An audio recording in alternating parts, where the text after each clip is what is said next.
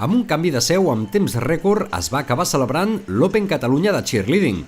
Finalment, el Poliesportiu Municipal de Bellvitge va acollir la prova on es van aplegar prop de 250 atletes per disputar l'única prova oficial d'enguany d'aquesta modalitat de ball esportiu.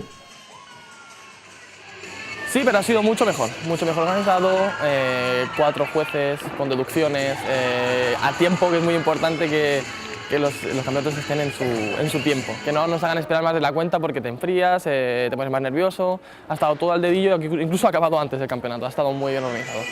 Los equipos nos buscamos la vida un poquito fuera de España. En Europa sí que se lleva mucho el cheerleading, entonces hay muchos campeonatos, entonces siempre solemos salir a viajar fuera de Barcelona.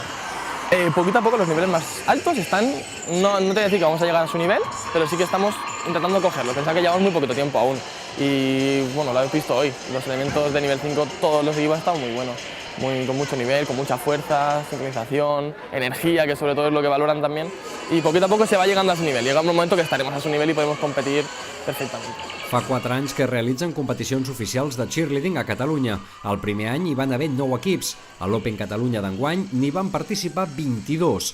Aquesta modalitat esportiva està vivint un gran creixement tant a les categories infantils com a les sènior.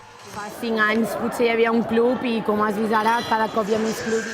Cada any encara hi ha més, perquè és un esport que quan el proves de veritat t'enganxes. En Barcelona hay muchos clubs, muchísimos, y cada club tiene muchos equipos. Y ha crecido mucho tanto en nivel como en componentes. Y en mi club también empezamos con 12 personas y ahora somos como 40. O sea, imagínate con 3 equipos y la gente muy motivada para trabajar.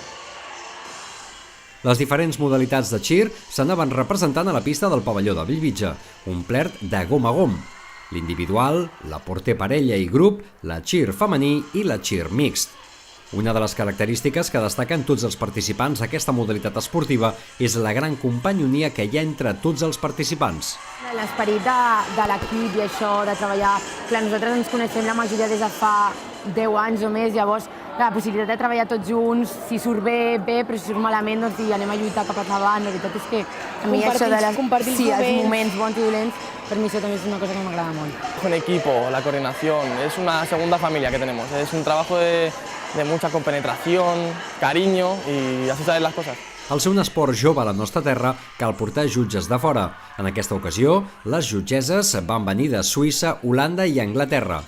A l'acabar, els participants de cheer es va haver de treure la pista per als atletes de la categoria de cheer dance, amb les modalitats de show dance, solo contemporani, mini, jazz, hip-hop i pom-pom.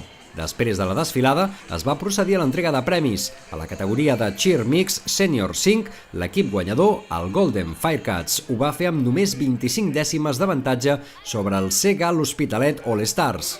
El cheerleading ha viscut la seva festa anual amb un molt bon nivell.